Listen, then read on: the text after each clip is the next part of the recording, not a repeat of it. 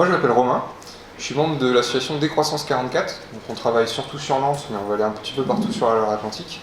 Donc on va parler des thèmes de la décroissance, vous verrez, j'en parle un petit peu dans la conférence. Je suis co-organisateur avec Manu ici présent de l'asso RUAD des Meetup Collapsologie et Résilience. Donc Meetup c'est une plateforme sur internet qui permet d'organiser des événements.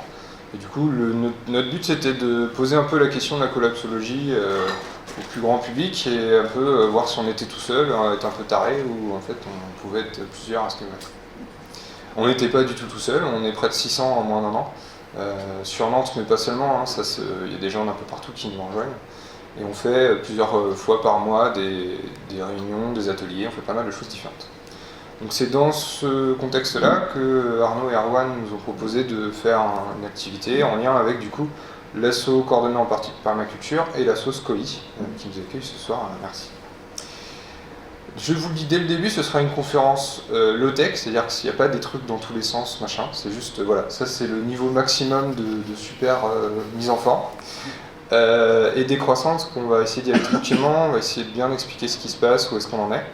Je ne vais pas forcément partir dans des explications hyper scientifiques, tout ça. J'ai prévu ma conf en 3 parties. Une première partie assez longue qui va présenter les bases de la collapsologie et où est-ce qu'on en est. Je vous proposerai après un petit débat, échange, savoir si vous avez bien tout compris, s'il y a déjà des premières questions. Je repartirai sur une deuxième petite partie où je partirai plutôt sur les conséquences, qu'est-ce qui peut être peut-être positif ou surtout qu'est-ce qu'on peut faire pour limiter ou éviter les dégâts. C'est parti ? Allons-y. Si ça marche.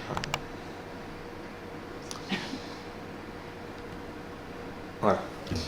Donc d'abord, petite définition de l'effondrement, parce que ça peut être très pluriel, comme c'est un mot qu'on dit polysémique, ça peut vouloir dire beaucoup de choses. On peut déjà parler de la notion de réduction rapide de la complexité d'un système. On est dans des systèmes très complexes actuellement, avec des interconnexions dans tous les sens. Au final, réduire sa complexité, c'est un peu un effondrement. Ça peut être la perte d'un habitat, d'un habitus, c'est-à-dire une habitude de fonctionnement, une habitude de vie, collective ou individuelle. Ça peut être la réduction, la disparition de la résilience d'un système. Donc, pour définir le terme de la résilience, c'est la capacité d'un système à revenir à un état d'équilibre suite à un choc. Donc on a des systèmes plus ou moins résilients en ce moment. La perte de résilience, ça peut aussi être un effondrement. La définition, une de celles qui tourne le plus, c'est celle d'Yves Cochet, donc un ancien ministre de l'écologie. Processus à l'issue duquel les besoins de base ne sont plus fournis à une majorité de la population par des services encadrés par la loi. Donc c'est un peu plus formel, mais c'est quand même un peu partiel, c'est pour ça que j'ai rajouté d'autres choses. Je précise vraiment qu'il n'y a pas un effondrement ou l'effondrement, il y a plein de scénarios possibles, il y a plein de niveaux plus ou moins importants, plus ou moins problématiques. On peut aussi définir ça comme une descente énergétique, c'est un peu rapide, ça peut être, on le diffuse parfois sous cette forme-là, notamment Jean Covici qui parle pas mal de cette logique-là si vous connaissez. Il peut être lent, brutal, plein de fonctionnements potentiels, c'est vraiment très pur. Pourquoi on en arrive à penser, et on est nombreux à le faire, et de tout type, qu'on pourrait arriver à un effondrement. Alors déjà, on définit actuellement le système politique et social comme capitaliste et basé sous une forme de délégation. C'est-à-dire que ce n'est pas nous qui sommes acteurs proprement parlés de notre vie, on va consommer des choses produites par d'autres et mis sur le marché par d'autres aussi. Le fonctionnement politique est délégué aussi, c'est d'autres qui prennent des décisions à notre place à la suite d'un vote ou d'autres systèmes. Même les directions d'entreprise ou d'associations sont la plupart du temps délégatives avec un fonctionnement hiérarchique. C'est une logique d'accumulation perpétuelle qui provoque des exponentielles. Donc, je ne sais pas si vous connaissez la fonction exponentielle en maths. C'est une fonction qui va commencer très lentement et qui va rapidement, en arrivant à un certain palier, doubler très rapidement les quantités et on part, ce qu'on appelle en mathématiques, vers l'infini. Donc là, on est en ce moment, dans la plupart des aspects de consommation et de production, dans des courbes très hautes et très rapides d'augmentation. Donc on a une augmentation qui a vraiment été très forte à partir des années 70 et encore un peu avant, à partir des années 45, juste après la Seconde Guerre mondiale. Donc ce que je disais, il y a vraiment une accélération qui est aussi faite de l'organisation du système géoéconomique. Notre organisation spatiale et l'organisation économique du système fait qu'on n'a pas trop de choix, on est obligé d'un peu d'augmenter. Je repréciserai un petit peu après cette notion-là. On a aussi des découvertes, des améliorations scientifiques et techniques qui ont permis ou provoqué certaines accélérations. On sait que l'arrivée du numérique a vraiment tertiarisé une bonne partie de nos contrées chez nous. Donc ça a fait aussi une perte de contrôle sur la consommation, les productions sont plus forcément au même endroit. Et on a aussi une accélération, on voit le flux internet qui augmente, qui double tous les 2-3 ans, c'est assez énorme. Mais on peut retourner un petit peu plus loin aussi avec des avancées technologiques comme la production du charbon et sa consommation dans la vapeur. On peut aller retourner sur la révolution industrielle due au pétrole, au gaz, tout ça. Ce sont des révolutions techniques qui nous ont permis d'accélérer, d'aller encore un peu plus loin et d'aller creuser encore un peu plus. À cela, à tout ce que je viens de dire là, se posent deux choses, les limites planétaires et les limites sociales. Les limites planétaires, c'est incontournable, on va en parler longuement sur la suite. C'est tout ce qu'on ne va pas pouvoir aller chercher de plus parce qu'il n'y en a plus, tout ce qu'on ne va pas pouvoir faire parce que c'est impossible d'aller aussi loin, ou tout ce qu'on va faire mais qui va avoir des dégâts sur le long terme. Les limites sociales, c'est plus l'incapacité sociale d'un système à s'adapter à certaines choses ou d'aller aussi loin que ce qu'il espérait aller. Je mets l'exemple de 10 tonnes 5 de CO2 à 3 tonnes 5 de CO2. Qu'est-ce que c'est? En gros, actuellement en France, par an, on consomme 10,5 tonnes de CO2. Ça paraît un peu pas très clair comme ça, mais en gros, pour rester sous les 1,5 degré de réchauffement climatique, on en reparlera un petit peu plus tard, il faudrait diviser jusqu'à 3,7 tonnes de CO2 en 2030, donc dans 10 ans quoi. Bah ça, actuellement, socialement, on est incapable d'imaginer comment on peut le faire. Parce que ça nécessite énormément de changements sociétaux, des pertes de liberté, du rationnement vraiment énorme. Donc ces limites sociales, elles sont à prendre en compte parce que ça va forcément limiter les possibilités. Là, je vous présente deux schémas que j'aime bien parce que ça vient du Forum économique de Davos. Donc c'est un peu le raout des grands capitalistes mondialisés, on va dire. Ça, c'est surtout les problématiques d'assurance et de gestion des risques. Donc sur celle du haut à gauche, on a, c'est un diagramme qui présente tous les risques potentiels pour l'humanité. Quand ça part vers le haut, c'est que l'impact est important, et quand ça part vers la droite, c'est qu'il y a des chances que ça arrive. On voit que le plus dangereux, il est tout en haut à gauche, c'est les armes de destruction massive avec une destruction de guerre, en gros, quoi. Mais qu'il est quasiment il y a presque plus de risques que ça arrive, quoi. Pour eux. Pour eux, hein, c'est Davos. Par contre, tout à droite est quasiment au même niveau d'impact. Là, on tombe sur quasiment que des trucs environnementaux. Celui tout à droite, c'est les événements extrêmes météorologiques. Un petit peu juste après, c'est si on n'arrive pas à changer, à modifier notre fonctionnement et qu'on arrive vers un dérèglement climatique important. Je crois qu'on a après des pollutions, des maladies créées par la nature, enfin, des choses comme ça qui sont vraiment liées au fonctionnement environnemental. Et on voit que tous les autres, qui sont des fois des trucs, donc des problématiques de géopolitique, d'autres d'informatique, sont finalement un peu relégués, alors qu'il y a encore quelques années, c'était vraiment les principales. Il y a vraiment un changement de logique. Et celle-là, j'aime bien. C'est le schéma d'interaction entre les différentes problématiques et les différents fonctionnements sociaux, on va dire. Donc c'est un peu le bordel, et il y a plein d'interconnexions hyper fortes, et ça c'est hyper important, et j'en reparlerai un petit peu plus tard. C'est vraiment une des causes de fragilité du système, c'est ce niveau de complexité-là. Et encore, c'est très schématique. Donc ça, c'est pas... voilà, c'est le Forum économique de Davos, donc c'est vraiment les plus supporters du système actuel qui posent ces questions-là. Du coup, je vous propose de partir sur trois axes de risque d'effondrement principaux et quelques conséquences qu'on pourra avoir par rapport à ces axes. Donc le premier axe, je vais vous présenter les quatre axes déjà. Je précise qu'ils sont vraiment interdépendants, qu'il y a plein de causes différentes qui peuvent déclencher les choses. Je les sépare en quatre, mais en fait, ils sont loin d'être séparés. C'est juste pour avoir une compréhension la plus complète. Donc je la présente avec le dérèglement climatique, le système d'extinction du vivant, donc la perte de biodiversité, la fin des ressources et les fragilités systémiques. On va aller creuser ces 4 points-là. Au niveau du dérèglement climatique, donc celui dont on parle tout le temps et en permanence, c'est les problématiques de l'effet de serre. Donc le CO2, le CH4, tous ces gaz-là qui, rejetés dans l'atmosphère, font que une bonne partie de la chaleur du soleil projetée naturellement ne rebondit pas et ne repart pas dans l'atmosphère, hors de l'atmosphère, mais retourne et refait des jolies petites boucles à l'intérieur, ce qui fait qu'on augmente petit à petit la température globale. On dit à peu près plus 1,1 degré ou 1,2 degré en ce moment là, depuis les années 1900, je crois, ou je ne sais plus quelle est la base. Donc on est déjà bien avancé. L'accord de Paris, c'était limiter le réchauffement à 1,5 degré. C'est sûr qu'on est déjà à 1,1 degré, voire 2. Donc voilà, c'est chaud déjà. Un des gros problèmes de dérèglement climatique, c'est qu'on avait pendant des années, des centaines d'années, ce qu'on appelait des puits de carbone. Les puits, c'était l'océan, les océans et les forêts, qui permettaient en fait de compenser notre production en allant choper petit à petit une partie de ce carbone, ce CH4, soit pour les forêts avec plus de production arboricole, soit pour les océans, simplement une captation naturelle de ça.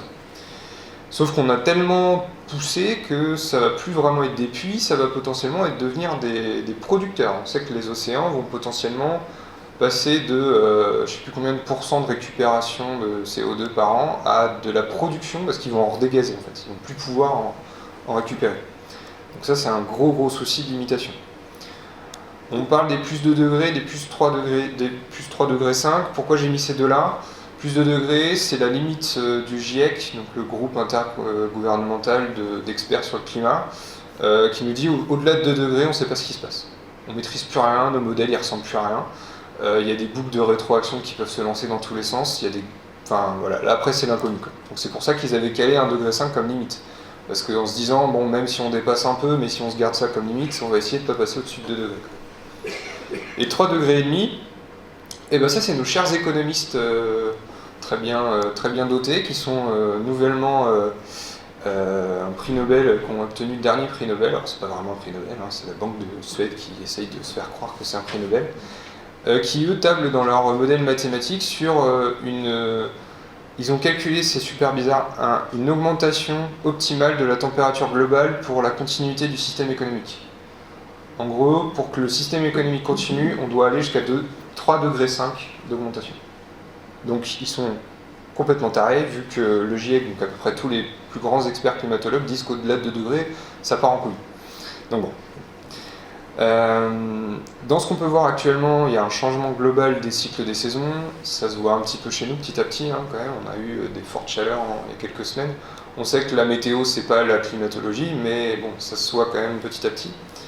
Un des gros sujets surtout, c'est la mousson en Asie du Sud-Est, qui est en train de partir dans tous les sens aussi, avec des événements beaucoup plus restreints, beaucoup plus forts, et du coup avec des grosses difficultés pour ces pays-là pour capter l'eau et faire l'agriculture telle qu'ils faisaient avant. C'est un peu ce que je dis là-dessus, c'est des phénomènes extrêmes de plus en plus violents. On a eu l'été dernier, que ce soit l'été du Nord ou l'été du Sud en cours là actuellement, des vagues de chaleur, de sécheresse et d'incendies monstrueux. Des pertes de rendement importantes, on commence à avoir beaucoup de pays qui galèrent à produire comme ils faisaient pendant des années. On a notamment les producteurs de café en Afrique la capacité de production de café est en train de se déplacer de dizaines de kilomètres par an. Il y a des pays entiers qui avaient basé une partie de leur économie sur l'exportation de café, qui sont en train de se poser vraiment les questions, parce qu'ils ne vont plus pouvoir, ils n'arrivent plus à produire ce qu'il fallait, parce que les conditions climatiques sont complètement différentes. On a bien sûr la notion de la montée des eaux, qui est un peu plus ancienne, qu'on connaît déjà depuis un moment, qui est toujours totalement problématique. Et puis l'acidification des océans, donc là on le voit moins nous directement, mais ça a un impact fort sur la vie marine, donc sur la destruction de la biodiversité marine dont je parlerai tout à l'heure. Et c'est lié au fait de justement la dégradation des puits de carbone dont je parlais tout à l'heure.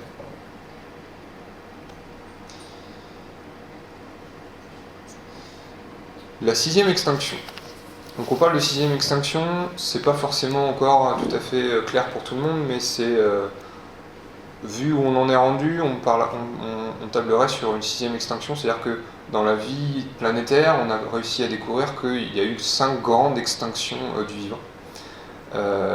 Là, on en est à peu près à 50% de la masse du vivant disparue en 100 ans. Quand on parle de masse du vivant, c'est en gros, on prend toutes les espèces vivantes sur Terre, et voilà, on les coupe en deux, il y a la moitié qui est morte, la moitié qui survit. Donc là, on ne parle pas forcément de disparition d'espèces, mais vraiment en quantité seulement. Donc là, actuellement, on est 95% de la biomasse totale, c'est de la biomasse liée à l'humain, soit l'humain en lui-même, soit les animaux d'élevage, soit les produits d'agriculture, tout ça. Donc ça veut dire qu'il ne reste plus que 5% de naturel, plus ou moins, d'indépendant de l'humain. Donc ça, c'est causé particulièrement par la disparition et le morcellement des espaces de vie, des espaces naturels. On sait qu'il n'y a quasiment plus une forêt qui est encore primaire, on va dire, ou en tout cas laissée au fonctionnement naturel. Les champs, je ne vous en parle même plus. Le morcellement, on n'en parle pas souvent, mais c'est sans doute ce qui est le plus important en fait. Le fait d'avoir des sections d'autoroute, d'avoir des lignes à grande vitesse, des espaces qui sont infranchissables pour une bonne partie des espèces vivantes, fait qu'en fait les réflexes de migration ou d'adaptation sont impossibles, et on a du coup des disparitions très rapides d'espèces qui avaient réussi à s'adapter à peu près dans leur milieu, jusqu'à ce que l'impossibilité de bouger se faisant, ils disparaissent de ce lieu. On a bien sûr les pollutions, l'artificialisation des sols, donc ça en grande partie par l'agriculture, malheureusement. L'artificialisation, c'est pas seulement la bétonner, c'est aussi la rendre tellement morte et tellement inefficace qu'elle est artificielle. En fait. On a des ruptures de cycle de vie, donc ça c'est plus pour expliquer comment là on rentre dans une accélération de la disparition du vivant. On a certaines espèces qui disparaissent, soit complètement, soit en grande quantité, et elles sont totalement connectées aux autres par les chaînes trophiques notamment, donc c'est ce qu'on appelle la chaîne alimentaire notamment, et des chaînes de dépendance. Elles sont dépendantes les unes des autres, donc si 80%, alors je sais que j'avais l'exemple des loutres je crois, 20% de disparition en quantité des loutres, ça faisait disparaître 5 ou 6 insectes différents qui étaient liés à son mode de vie, à son mode de fonctionnement. Donc en fait on ne se rend pas forcément compte, mais les conséquences sont énormes à chaque fois. Donc je reviens sur les pertes de rendement de tout à l'heure. Là, ça vient plus sur les pollinisateurs, bien sûr. Donc, pas que les abeilles, c'est un petit groupe. C'est même pas les plus intéressants. On a 50% de la pollinisation qui se fait par des insectes qu'on connaît quasiment pas et qu'on a vu disparaître petit à petit. Donc là, on sait qu'en Chine, ils ont commencé à mettre des gens à polliniser à la main parce qu'ils ont plus ce qu'il faut. Chez nous, ça risque d'arriver assez rapidement aussi. On a des problèmes d'épidémie, on a notamment aussi avec le dérèglement climatique, des zones qui étaient avant gelées qui se retrouvent à l'air libre, qui font des diffusions de maladies. Et on a aussi des espèces qui, disparaissant, la diversité de l'espèce diminuant, sont moins en capacité de s'adapter à des maladies qu'elles avaient pu avoir avant. Donc ça, c'est un problématique. J'ai mis horrible en soi, parce qu'en fait, on va souvent se parler de la 6ème extinction par les conséquences que ça peut avoir sur l'homme. Mais en fait, buter 50% de la masse du vivant en 100 ans, c'est juste horrible dans tous les cas. Même si ça n'a pas de conséquences sur l'homme, ça pose question. Enfin, ça devrait être suffisant pour tout arrêter. La fin des ressources. Ça va, ça se passe bien pour l'instant ? On continue à aller un peu plus loin. La fin des ressources, ça paraît un peu basique, mais en fait, beaucoup de gens ne le prennent pas forcément en compte. On a des stocks limités, on parle beaucoup du pétrole, le gaz, le charbon c'est pareil, l'uranium c'est pareil. Mais on va aussi parler de matières qu'on connaît peut-être un peu moins, les métaux rares, les terres arables. Ça c'est un gros problème dont on ne se rend pas vraiment compte. On est vraiment en train de détruire des terres petit à petit, notamment en Amérique du Sud avec la disparition de l'Amazonie. C'est des terres qui, après quelques années d'utilisation intensive, c'est des déserts, c'est inutilisable. C'est pire que chez nous, alors que déjà chez nous on est dans des états pitoyables. Comme je le disais, on a une consommation exponentielle, donc notamment des ressources. Les consommations actuelles ont doublé depuis 10 ans, je crois. Donc en 10 ans, on a doublé encore la consommation de la plupart des ressources. Et on n'est pas parti pour s'arrêter, parce que l'objectif c'est de croître toujours. On a des cycles ouverts, des usages destructifs dispersifs. Alors qu'est-ce que c'est que ça ? L'exemple le plus connu, c'est les bombes aérosols, les DO, où on met un peu d'aluminium à l'intérieur pour que ça bouche les pores de la peau pour qu'on ne sue pas. Alors déjà, c'est dangereux. On est en train de prouver que l'aluminium se balade ensuite dans le corps et commence à faire des trucs là-dedans.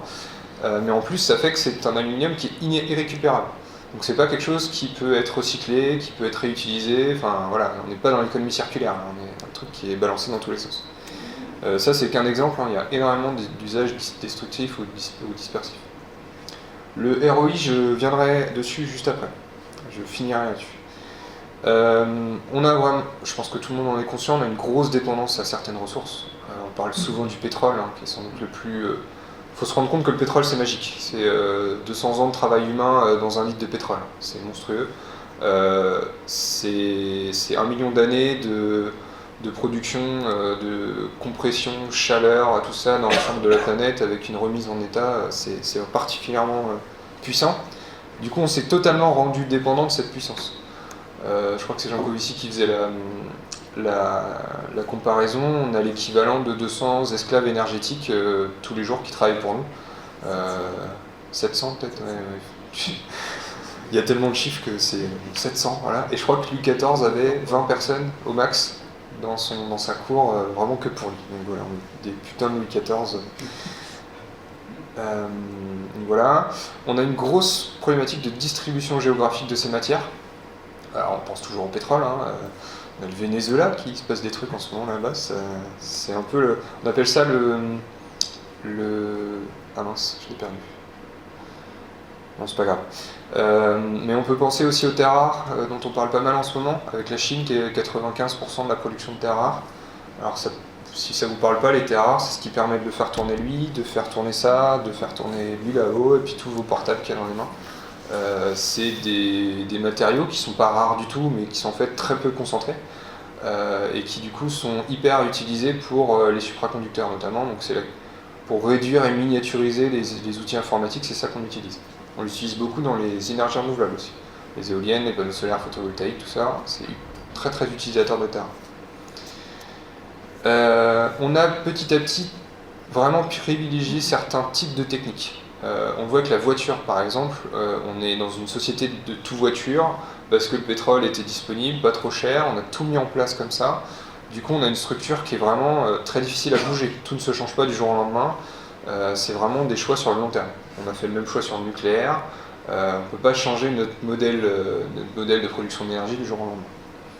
Et on a aussi une uniformité des modes de vie. Donc là, c'est plutôt la globalisation, la mondialisation qui a fait ça. Ce qui fait que quand les smartphones sont arrivés à une partie du monde, en fait ça s'est diffusé partout et tout le monde en même temps a eu la même demande de matériel, la même demande de ressources. Et ça pourrait arriver sur d'autres sujets aussi. Je reviens sur le ROI rapidement. Le ROI c'est le retour énergétique. Donc c'est le rapport entre l'énergie qu'on dépense et l'énergie qu'on récupère une fois qu'on a dépensé ça. Je sais pas clair. L'exemple c'est... L'extraction. Ouais. Les schistes de bitumineux, L'exemple. ça c'est l'exemple type. Voilà, c'est ce que j'allais prendre. Voilà. Premier exemple, c'est les États-Unis, début de l'ère industrielle, on foutait un coup de pioche dans le sol et ça sortait en geyser.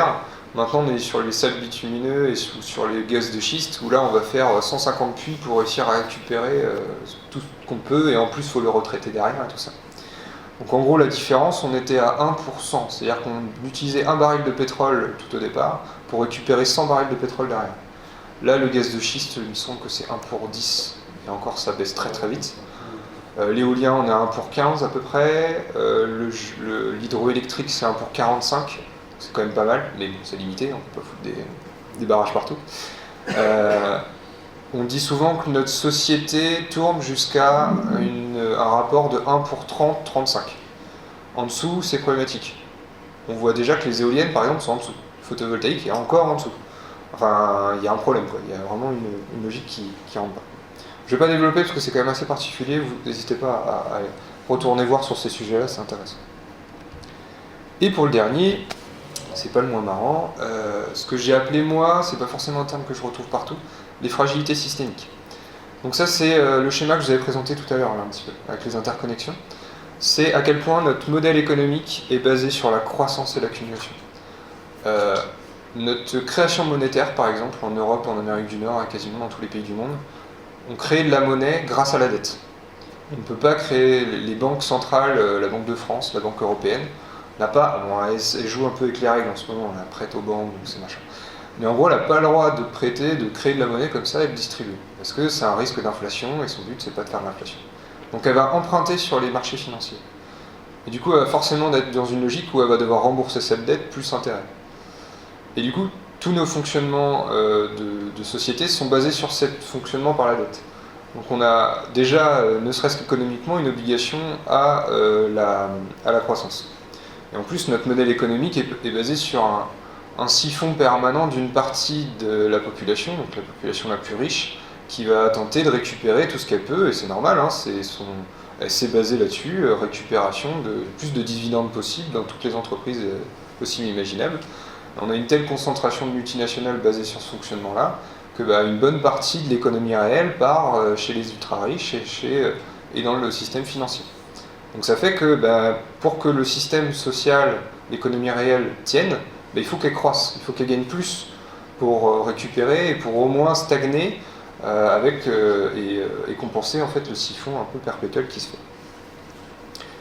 On a vraiment eu au cours de la mondialisation des spécialisations géographiques. Donc c'est Adam Smith qui parlait de ça un peu au départ, il y a quelques années maintenant, qui disait en Portugal vous êtes très bon dans le vin, bon très bien, vous allez fournir du vin pour tout le monde.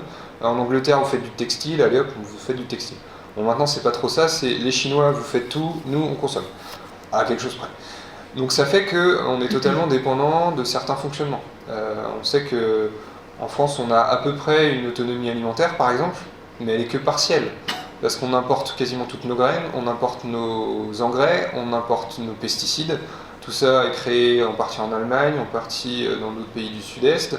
Sauf que ça vient de pétrole. Le pétrole vient d'Arabie Saoudite, d'Algérie, de Norvège ou de Russie. Enfin voilà, tout est un peu interconnecté et des blocages potentiels à un moment donné. Si la Russie arrête par exemple d'exporter du gaz du jour au lendemain, les conséquences européennes sont énormes. Plus encore pour les pays de l'Europe de l'Est, mais voilà.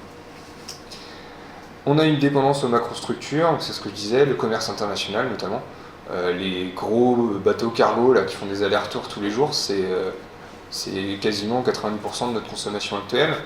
On a certains pays qui sont plus dépendants que d'autres, mais il y a certains pays qui importent quasiment toute leur alimentation. Donc c'est vraiment problématique. On a une complexification. Ouais, c'est complexe quoi. C'est un peu le schéma que je montrais tout à l'heure, hein. C'est vraiment des niveaux de... Pour comprendre comment ça marche déjà, j'ai un peu appris comment fonctionnait l'économie, faut être chaud, faut vraiment prendre le temps d'y aller. Alors qu'au final, c'est basé en plus des fois sur des théories qui sont un peu bancales, donc c'est très difficile à intégrer. On a des inégalités qui sont de plus en plus fortes et qui tendent à s'accentuer de plus en plus.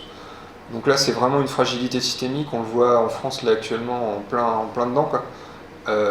Plus on a des inégalités, plus on a une incapacité à changer collectivement. Parce que si on demande à la majorité de la population de changer et que les ultra-riches, eux, non, mais par contre, nous, on s'en fout, c'est vous qui polluez, c'est vous qui changez, ça peut pas le faire, quoi. Y a vraiment une logique d'égalité et de fonctionnement global, quoi. Et on a aussi vraiment ce que j'appelle une mondialisation des futurs possibles. C'est-à-dire qu'on a tous en tête à peu près la même projection dans le futur sur le globe maintenant. C'est pas aussi simple que ça, mais ça s'en rapproche. Donc c'est un peu l'américanisation des sociétés qui fait qu'on va tous vouloir la même chose et on va tous imaginer les mêmes suites. Et ça, c'est une fragilité importante parce que il n'y a aucune autre option en fait. Il n'y a personne dans le monde qui nous dit bah non, on pourrait faire ça en fait. Presque toute option différente a disparu. Bon, j'en parlerai, il y en a quand même encore, mais c'est pas facile.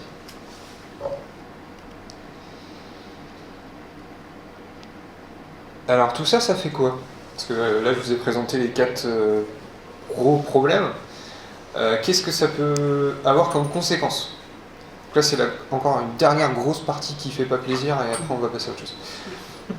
Alors, on en parle déjà depuis un moment, mais c'est complètement dans une autre mesure les migrations, les exils pour les guerres, pour les pertes de rendement dont je parlais tout à l'heure, les catastrophes naturelles. Là, la grande vague de migration des dernières années, là, c'était autour de 100-200 000 personnes. On parle de plutôt 100-200 millions de personnes d'ici quelques dizaines d'années. Donc là, ça pose totalement question. Comment une société peut s'adapter en accueillant quasiment la moitié, 50% de plus de personnes sur son territoire. On a des potentialités de guerre de ressources de plus en plus fréquentes. Je pense que c'est déjà le cas. On ne les présente pas comme ça, mais il y a sans doute eu déjà pas mal de guerres qui ont été faites pour les ressources.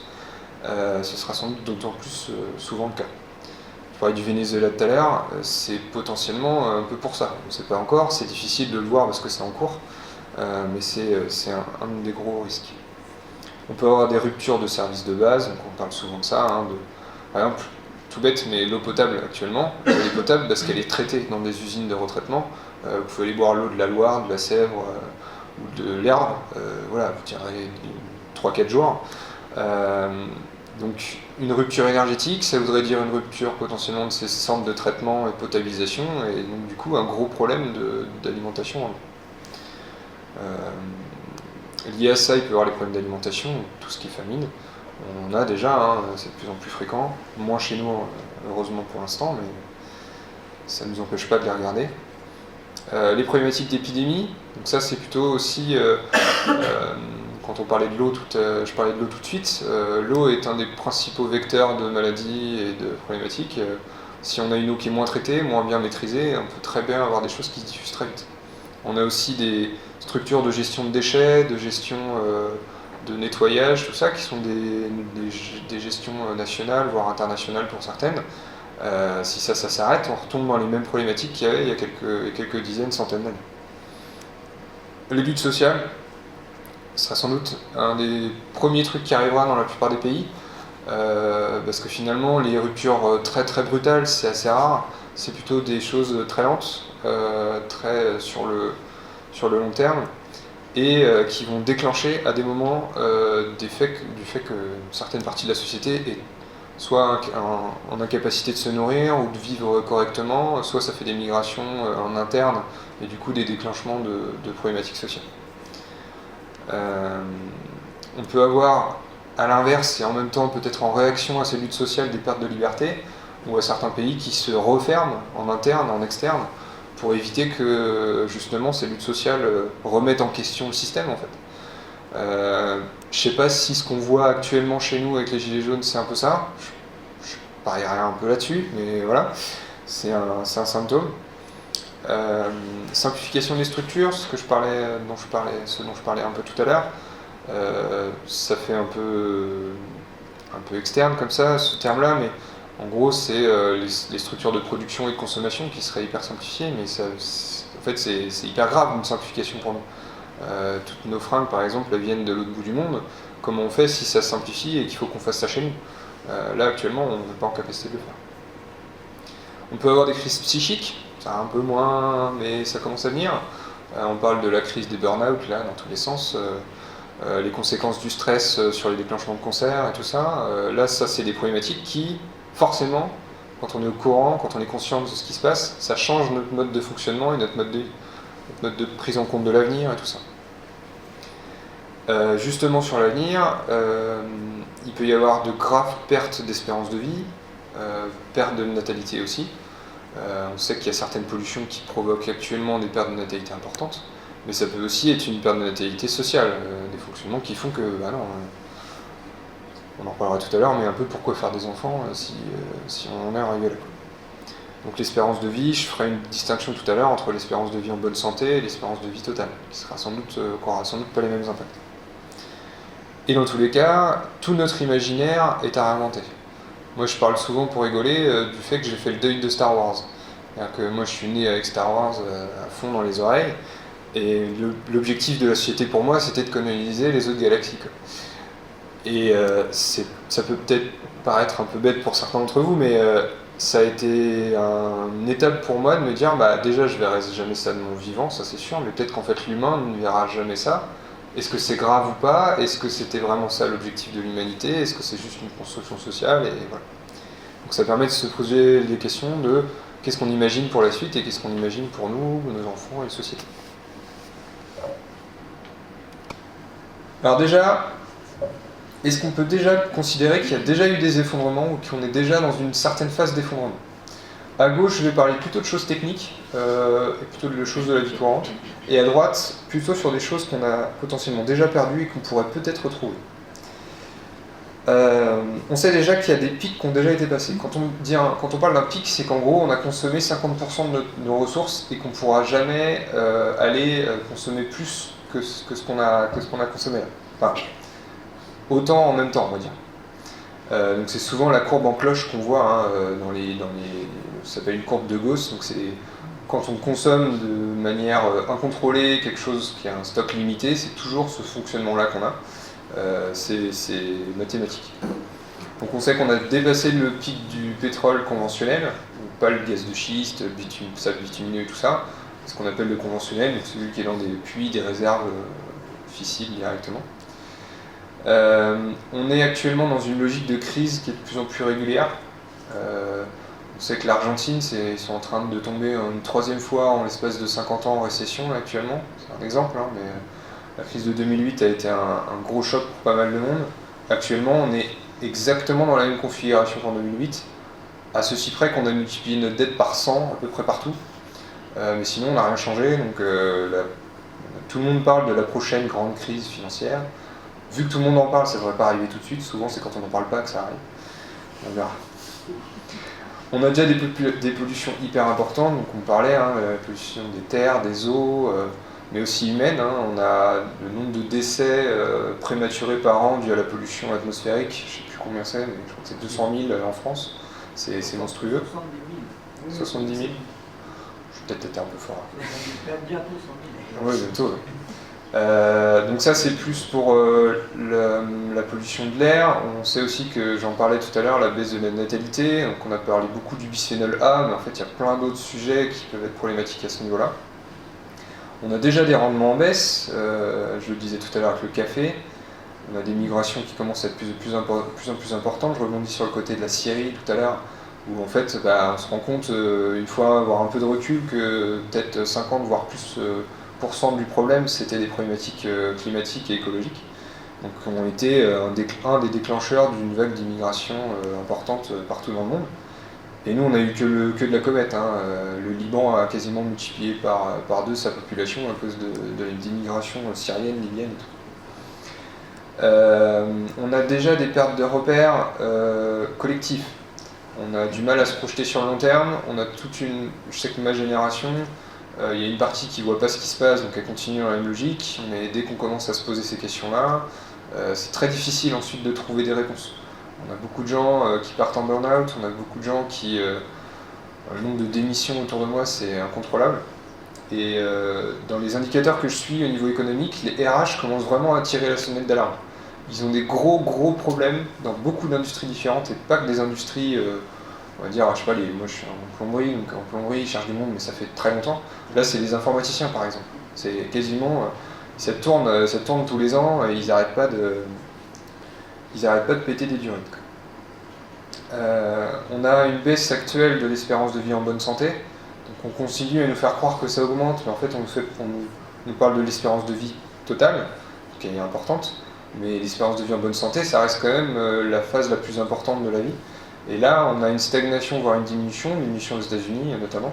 En Europe, on a une stagnation depuis un moment déjà, donc on va potentiellement diminuer assez rapidement. La natalité, j'en ai déjà parlé. La guerre des ressources, j'en reviens un peu dessus. Voilà, hein, des guerres qui sont de plus en plus fréquentes et de moins en moins déguisées, j'ai l'impression. On va plus trop se faire chier à essayer d'inventer des conneries. Donc ça, c'est plus pour les côtés techniques. Après, je vais vous parler de quelque chose qui est important pour moi et qui est un peu moins discuté. C'est des choses qui sont plutôt liées au psyché, aux fonctionnements sociaux, qui ont disparu depuis quelques années, et qui sont finalement hyper importants et qui pourraient peut-être être récupérés potentiellement si on a une décomplexification du système. On parle de l'attention, on parle beaucoup de l'économie de l'attention en ce moment. Parce que Facebook, Google et tout ça l'ont théorisé et en ont fait vraiment un outil économique. L'économie de l'attention, c'est le temps de cerveau disponible, c'est faire en sorte de vous récupérer le plus de cerveau possible et de le mettre sur un PC, sur un portable, sur un site internet, sur une télé, tout ça.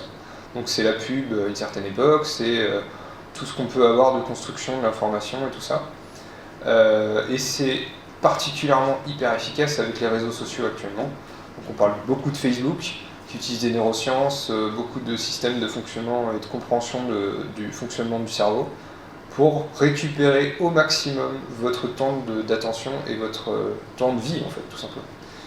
Donc on a eu plusieurs grands comptes de Facebook qui ont démissionné et qui sont maintenant des grands défenseurs de ça. Mais c'est une grosse problématique. Lié à ça, il y a une perte du temps libre. On le sait, les temps donnés à la famille, juste aux balades, à la balade dans les champs, dans les rues, tout ça, diminue petit à petit. On est quasiment tout le temps dans un rapport marchand. Quand on va se balader, c'est pour faire des courses, pour faire du shopping. On se pose à la maison, on regarde la télé, on regarde Netflix, on regarde son portable, on regarde sa tablette avant de dormir. On se lève dans le bus, on joue à Pokémon Go ou je sais pas trop quoi. Enfin, on n'a pas de temps. Quand je dis libre, c'est-à-dire que la pensée évolue librement. On n'a quasiment plus de temps. On est presque obligé de faire des stages de méditation dans un ashram, je sais pas où, pour réussir à avoir 2-3 jours de calme, quoi.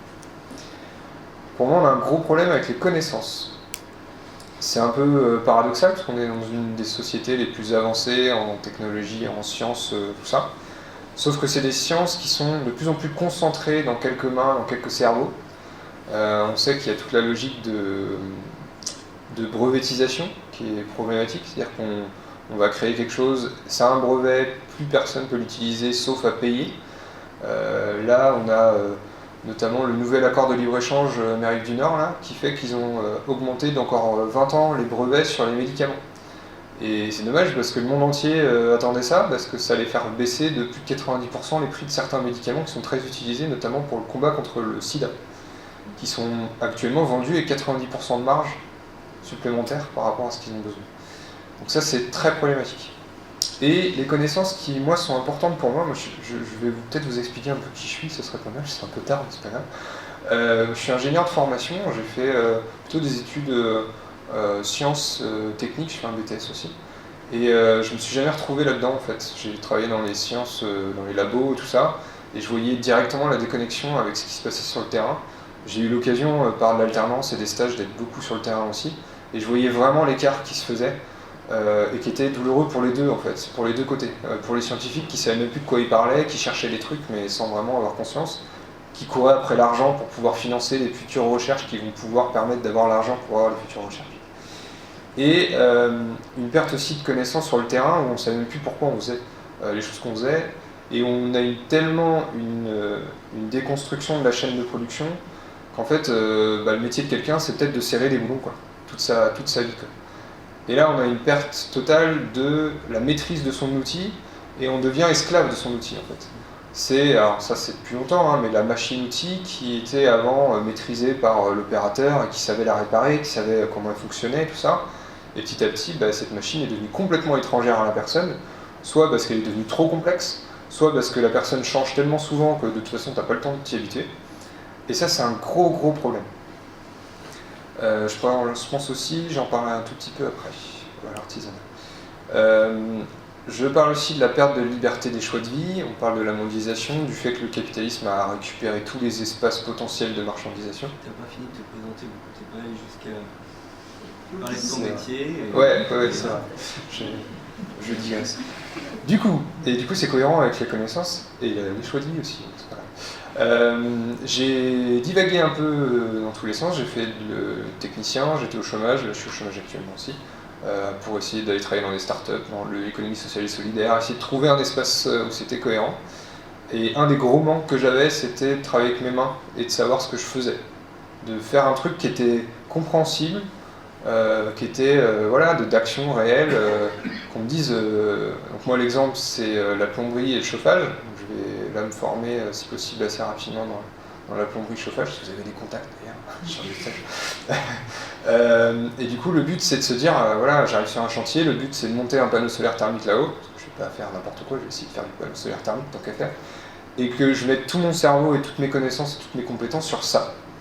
Et pas être dans bon alors on fait des projets, alors le but c'est de faire des trucs, il faudra les gérer, après il y a des indicateurs, alors le but c'est l'indicateur. Ouais mais l'indicateur il veut rien dire en fait. C'est quoi qu'il y a derrière l'indicateur? On s'en fout, de toute façon les indicateurs sont importants pour les financiers et nous il nous faut des financements donc il faut que les indicateurs soient bons. J'ai vu des trucs tellement débiles se faire avec cette logique là que ça fait du bien de se dire aussi voilà je sais ce que je fais, je sais comment ça va servir, quelle efficacité ça a et voilà. C'est difficile parce qu'il y a très peu de systèmes sociaux qui fonctionnent sur cette logique-là actuellement. Mais bon, le but c'est d'essayer de les pousser au maximum. Donc quand je parle des connaissances, c'est ça. J'ai été dans le savoir froid, ce qu'on appelle le savoir froid, donc c'est voilà, toutes les théories mathématiques, j'ai fait de la modélisation et tout ça. J'ai complètement perdu le rapport avec le sol. Moi je suis d'une famille de paysans à la base, des employés, enfin c'était vraiment compliqué quoi. Et maintenant le but c'est pas d'abandonner le savoir froid, mais de le connecter avec un savoir chaud.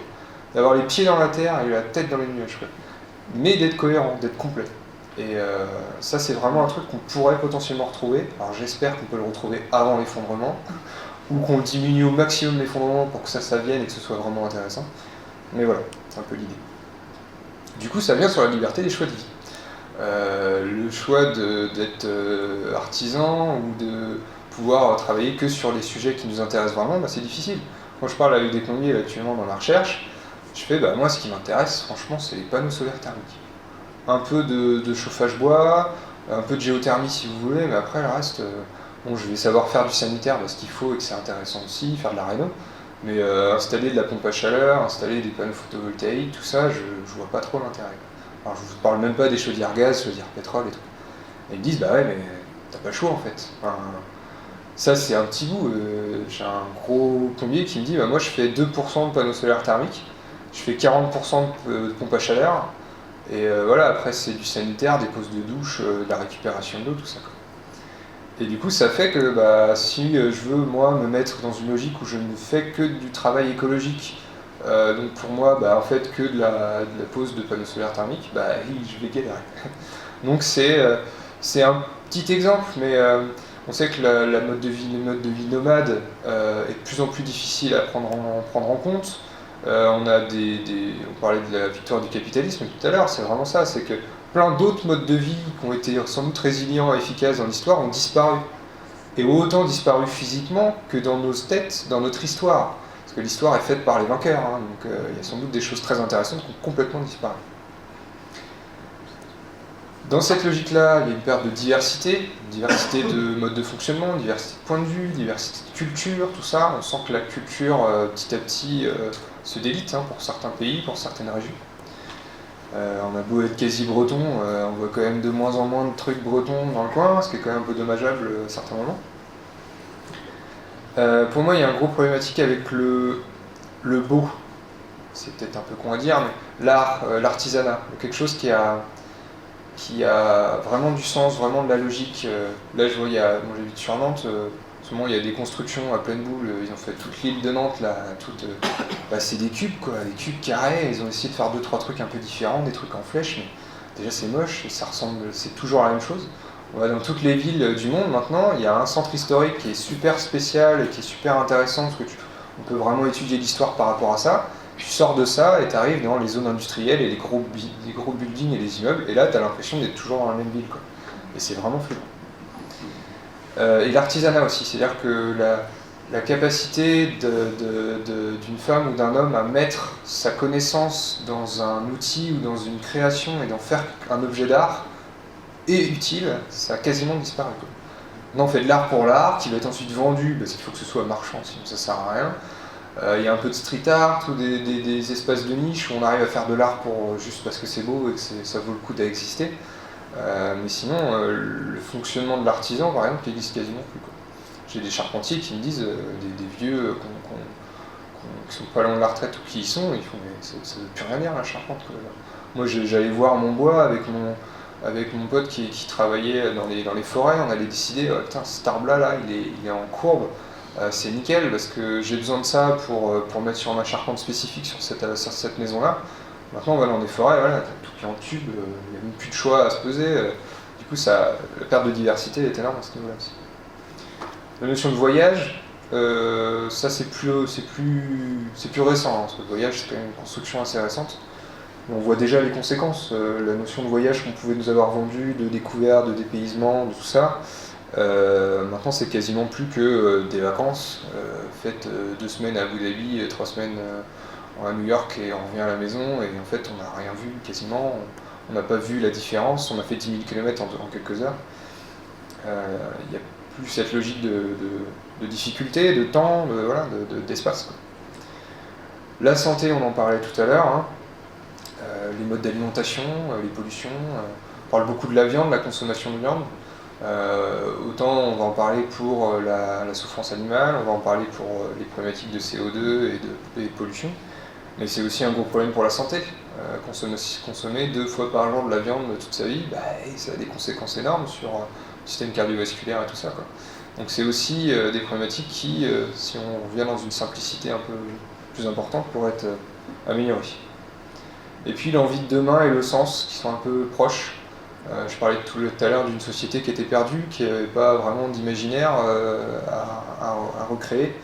Là, il va nous falloir bosser pour retrouver du sens, quoi. Et ça peut peut-être être un moteur énorme que là, on n'a pas depuis quelques dizaines d'années.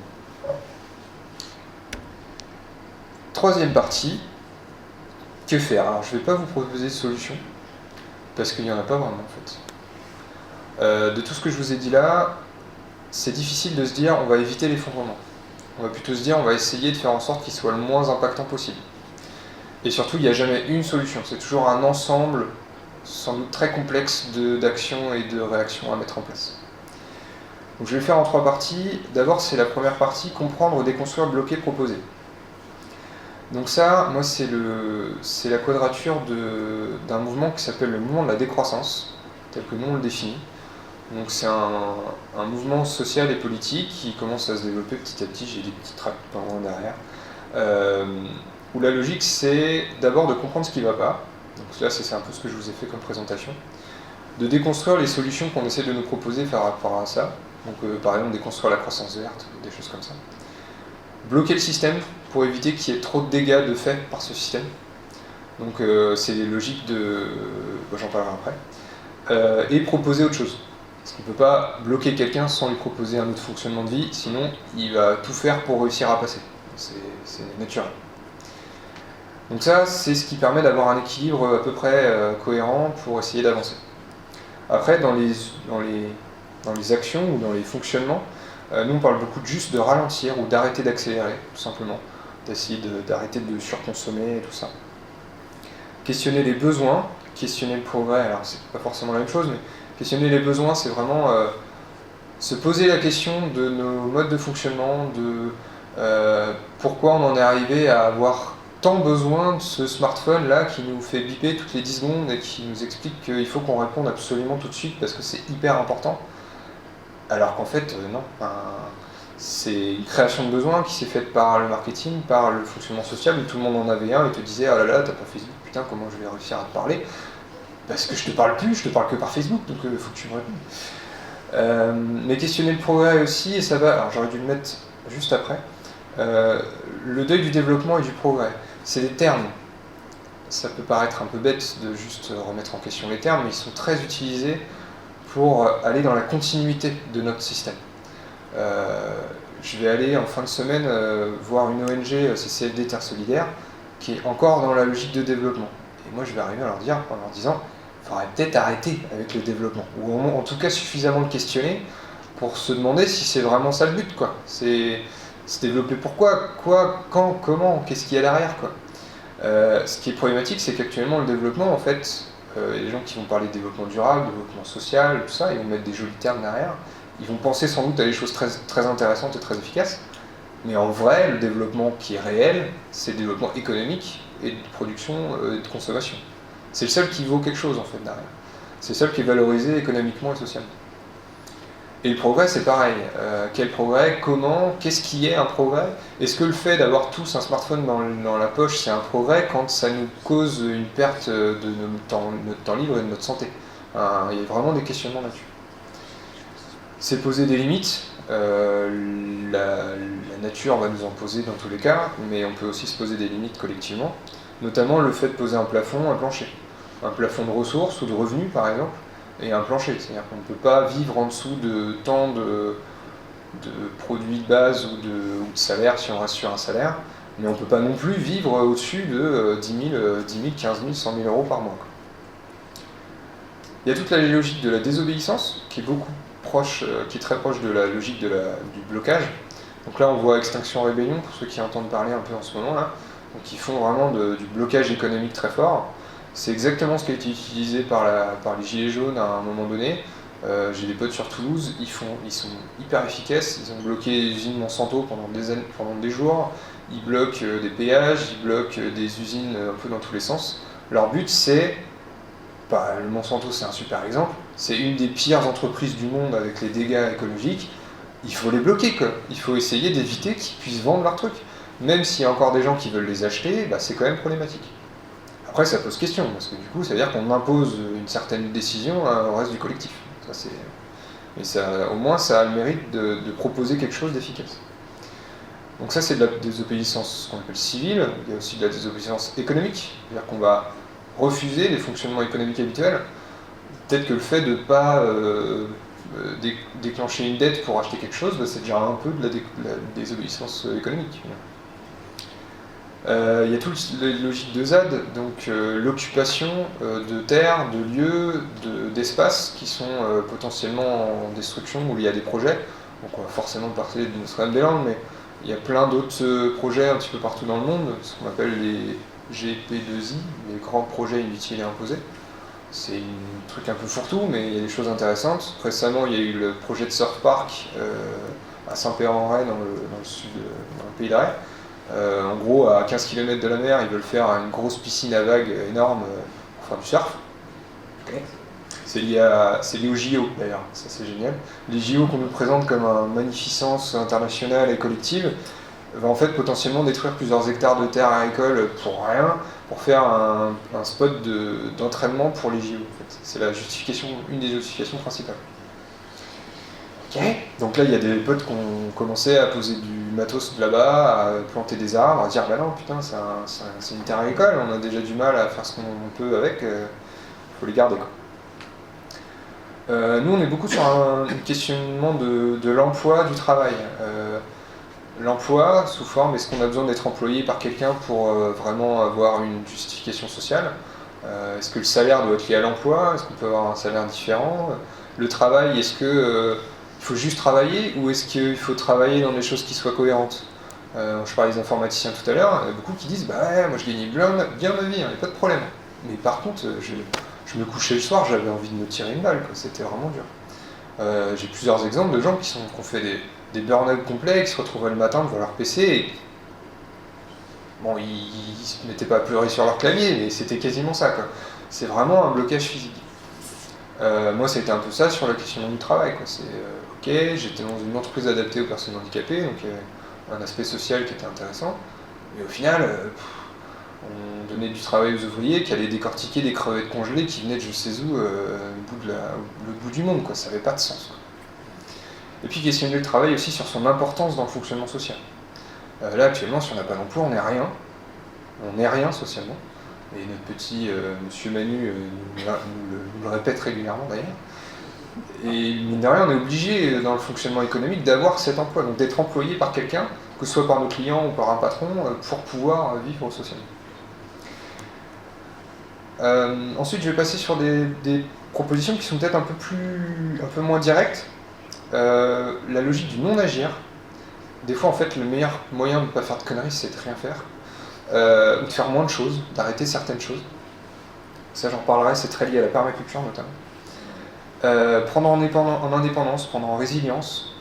Le but, c'est pas d'avoir chacun sa ferme où on fait tout son truc, c'est impossible et ça n'a pas de sens. Par contre, si on commence à avoir un petit jardin collectif ou individuel, si on commence à faire de la récupération d'eau chez soi, tout ça, c'est aussi se dire, voilà, moi j'ai peut-être besoin de moins d'argent parce que je produis mes produits moi-même. Et du coup, je vais pouvoir aussi prendre en indépendance par rapport à certaines choses. C'est loin d'être facile, hein, mais c'est une étape. J'ai parlé d'anthropodécentrisme, essayer de moins se poser la question seulement sur l'humain, seulement sur le fonctionnement humain, essayer de voir aussi tout autour de soi comment évoluent les éléments naturels, en parler autour de soi aussi.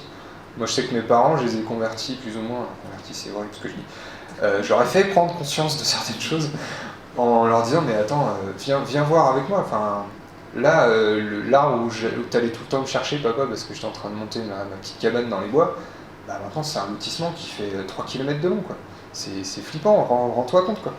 Et j'allais avec mes tontons qui étaient agriculteurs encore il y a quelques années, c'était vraiment des terres, et encore ils étaient pas trop méchants, mais des terres hein, qui étaient vraiment mortes quoi. Ça puait un peu, c'était vraiment difficile à... On se baladait, on se pétait les chevilles parce que c'était du roc quoi, c'était très très dur. Et là il y a beaucoup d'agriculteurs qui sont en train alors la plupart malheureusement ils sont en train de partir à la retraite. Mais il y en a beaucoup qui sont en train de retourner leur veste plus ou moins, en train de se retourner le cerveau parce qu'ils se rendent compte à quel point ils ont fait des conneries. Parce qu'ils sont sortis un peu de l'urgence et du toujours plus et du toujours en fonctionnement.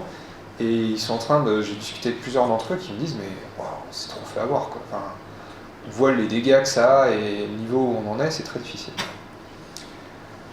Et du coup là, ils se sont posé cette question-là justement en voyant leur terre, quoi, leur vie, l'essence de ce qui les a fait vivre pendant des années. Quoi. Alors il y a bien sûr les logiques de sobriété. Moi je l'ai dit toujours collective. La sobriété individuelle elle est importante, mais si elle n'est pas collective, elle ne sert pas à grand chose. Je la pose dans une logique politique, c'est-à-dire qu'elle doit être décidée collectivement et elle doit essayer de faire sens et de faire cohésion. Et souveraine, c'est-à-dire qu'elle doit être démocratique. Elle doit être... c'est pas une délégation de quelqu'un qui va nous imposer une sobriété. C'est pas... la décroissance, par exemple, c'est pas du tout la récession. La récession, c'est un système économique qui s'écroule un peu et qui va nous imposer de devenir plus pauvres. La décroissance, c'est un choix collectif politiquement décidé, démocratiquement décidé, qui va nous permettre de choisir ce qu'on fait pas, comment et pourquoi. Essayer de monter le plus possible en diversité, essayer d'apprendre de fonctionnements différents. Je vais peut-être reparler de la permaculture rapidement, qui est un système de fonctionnement humain et social qui a été créé en Australie à la base, et qui s'est diffusé très vite parce que ça permettait de voir, c'était une diversité de points de vue, quoi. C'est un nouveau point de vue qui débarquait, quoi, qui était cohérent, qui était construit, qui était en plus issu de toute une observation, c'était vraiment intéressant. Et puis ce que je disais tout à l'heure, la tête dans les nuages et le pied dans la terre, le lien entre le savoir froid et le savoir chaud. Le lien entre, ok, je sais qu'une combustion ça se fait comme ça, mais je ne sais pas comment mon moteur il fonctionne. Alors que si je sais comment la combustion fonctionne et qu'en plus je sais comment régler mon carburateur dans mon moteur, eh ben je vais être sans doute plus efficace et je serai content de savoir les deux. Du coup de tout ça, moi je sors un triptyque qui est un peu 3 aspects primordiaux pour moi de ce qu'il faudrait changer. C'est la démocratisation. Je réutilise un peu pour faire rigoler en toute matière, comme le RIC en toute matière dont on parle beaucoup en ce moment. C'est essayer d'être démocratique tout le temps, à tout moment, quoi. Dans les assos, dans les entreprises, dans la famille, dans le politique communal, régional, même dans la rue, dans la voiture, j'en sais rien, mais toujours essayer de prendre le temps de décider collectivement et de jamais se dire ok, on n'est pas d'accord, bon, on vote. Donc là, c'est-à-dire qu'il y a quasiment la moitié déjà qui va se voir imposer un choix, ce qui est dommageable. Et ou alors, bon, bah, c'est toi le chef, donc vas-y, décide, parce qu'il faut vraiment qu'on y aille.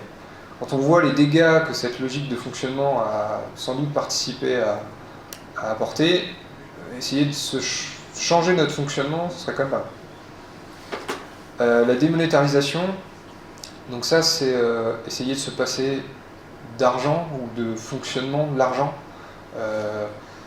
Pour moi, l'argent, c'est une confiance déléguée. C'est-à-dire que je ne fais pas confiance parce que je ne la connais pas, la personne qui est en face de moi. Du coup, je vais utiliser un système monétaire en qui j'ai confiance et qui, du coup, va me permettre de forcément récupérer la mise. Que si j'échange avec un plombier, il n'a pas le choix parce qu'il faut qu'il ait le truc. Et ça, pour moi, ce serait vraiment intéressant dans la logique de reprendre contact avec les gens, reprendre contact avec un fonctionnement social, de reprendre confiance dans les gens et d'essayer d'aller vers le don, d'essayer d'aller vers l'échange, d'essayer d'aller vers une vie communautaire, une vie plurielle, à ce niveau-là. Et puis le retour à des communs. Le retour à des forêts communales autogérées où on ne prend pas de décision parce que juste il y en a un qui a voulu faire de l'argent avec, mais parce que tous collectivement on s'est dit bon, c'est quoi le but? C'est d'avoir tant de bois de chauffage, tant de bois d'œuvre, et puis après si on peut en exporter on le fait. Ah ben non, en fait moi j'aimerais plutôt avoir la biodiversité, bon bah là on va accentuer là-dessus. Et la déconsommation, ça c'est peut-être le principal, en tout cas celui dont on parle le plus. Je vais mettre un dernier petit coup de collier sur ça, sur une perception en 3 consommations différentes. La consommation ostentatoire, la compensatoire et l'obligatoire. La consommation ostentatoire, ça c'est un système, une logique sociologique qui a été démontrée et découverte depuis pas mal d'années maintenant.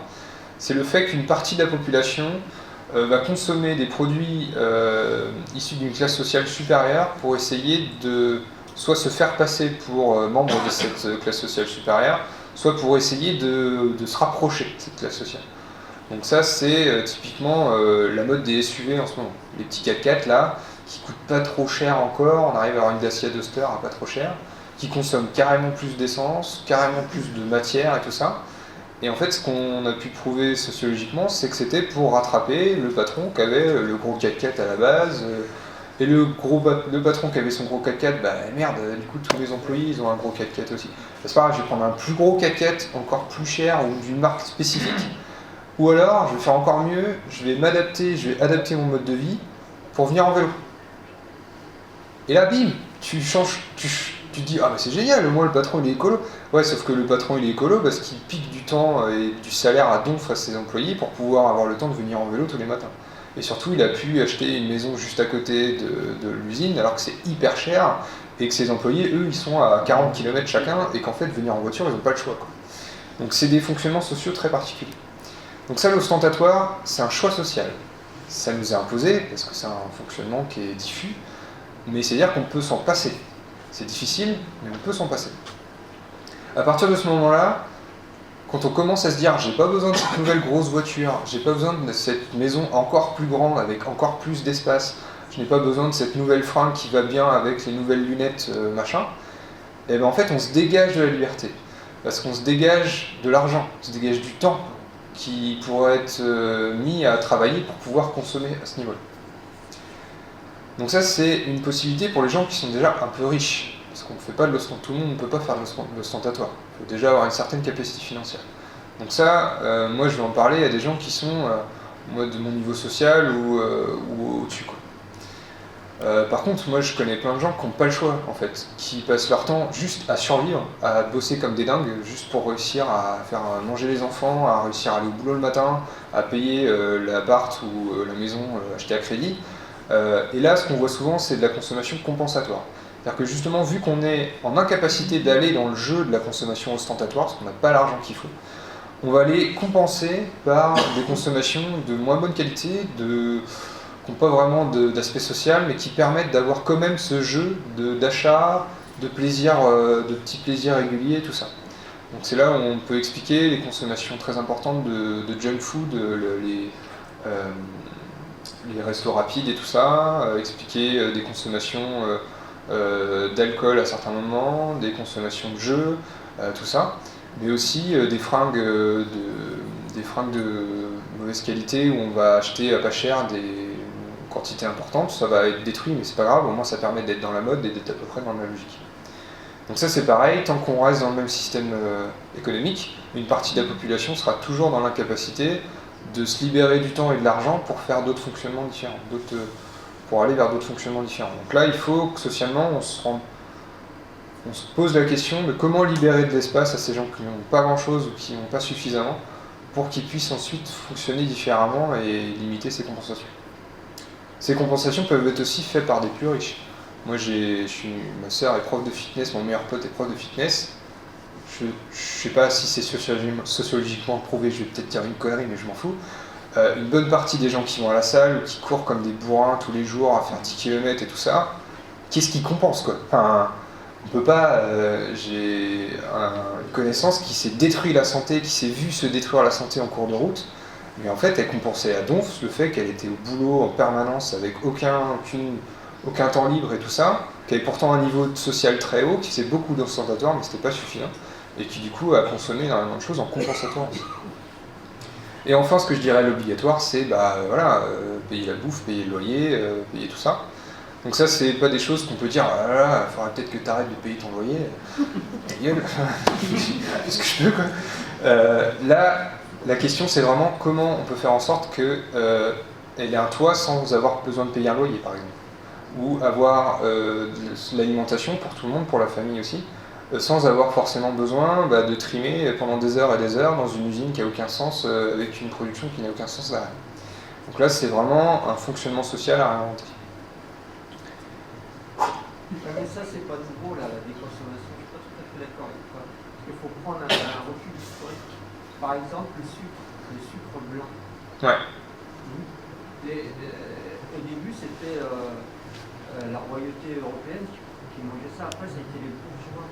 Et après, c'est nous, quoi. Ouais. C'est-à-dire, ça a mis des siècles. Aujourd'hui, c'est plus rapide parce qu'il y a cette de publicité qui devrait être interdite. Tu vois, on peut consommer. Mais le processus existait depuis. Oui. Tu vois, c'est pas, on l'accélère, mais il était déjà. Oui, bien sûr. Un des meilleurs exemples. C'est chose que tu nous montres, mais historiquement, ça y était déjà, mais c'était plus lent. Plus lent, ouais. Donc là, on va dans le mur, mais plus rapidement. Mais on y va quand même. On est un processus, c'est pas si Ouais. Non, mais tout à fait. C'est la logique des exponentielles dont on parlait tout à l'heure. Voilà, ça augmentait déjà avant, mais c'était très lent. C'est l'exemple des carrés de pelouse devant toutes les maisons américaines dans les banlieues. D'où ça vient? En fait, on a fait le lien. Au tout début, c'était les grands rois européens qui avaient des grands jardins qui pouvaient se permettre. En gros, ils avaient des espaces agricoles avec des agriculteurs qui travaillaient dessus, parce qu'au final, un jardinier, c'est un agriculteur, mais qui ne produisaient rien. Parce qu'ils étaient suffisamment riches pour dire, voilà, moi j'ai 4 hectares de jardin, ça ne produit rien, mais je vous emmerde, parce que je voulais piquer avant l'argent, je m'en fous. Et en fait, on reproduit à peu près. Et c'est sur très long terme. Donc c'est pas nouveau. Non, c'est pas nouveau. C'est dans l'homme aussi. Mais c'est à quel point c'est devenu mondial, complètement intégré, impliqué dans toutes les logiques. C'est une mondialisation, puis on est plus nombreux. Tout à fait. Il me semble que c'est mon dernier slide. Et ça va être pas mal, parce que même moi, j'en peux plus. Alors ça, c'est une courbe qui est issue de mon BTS. J'ai fait de la régulation automatique il y a quelques années déjà. En gros, c'est un système, par exemple un chauffage. On va lui dire, voilà, tu chauffes à 17 degrés. Lui, il va faire, ok, vas-y, je chauffe. Là, il va faire, oh putain, je suis trop chaud. Je rebaisse. Ah, je suis trop froid, je suis chaud, ok, nickel. Et ça, c'est normal. En fait, le temps de réaction entre le capteur et le déclencheur de la puissance de chauffage, forcément, il y a une limite. C'est une proposition que je vous fais, encore une fois, c'est pas forcément prouvé, je tire ça de mon cerveau plutôt qu'autre chose. J'ai l'impression que là, on est justement dans l'état destructif en rouge. Là. Je sais pas si on est tout au sommet, on est peut-être un peu avant ou un peu après, d'ailleurs, je sais rien. Je le définis à droite comme un système social capitaliste, on en parlait tout à l'heure, que je définis comme agir et vaincre. T'es dans l'action, on s'en fout de ce que tu fais, tant que t'es dans l'action, ça roule. C'est une comparaison qui est horrible et que je vois tous les jours, c'est qu'on va plus donner d'argent à un SDF qui joue de la flûte dans la rue qu'à un qui tend la main. Bordel, c'est la même souffrance sociale, c'est les mêmes problématiques, mais mais lui au moins il agit quoi. Et le vaincre,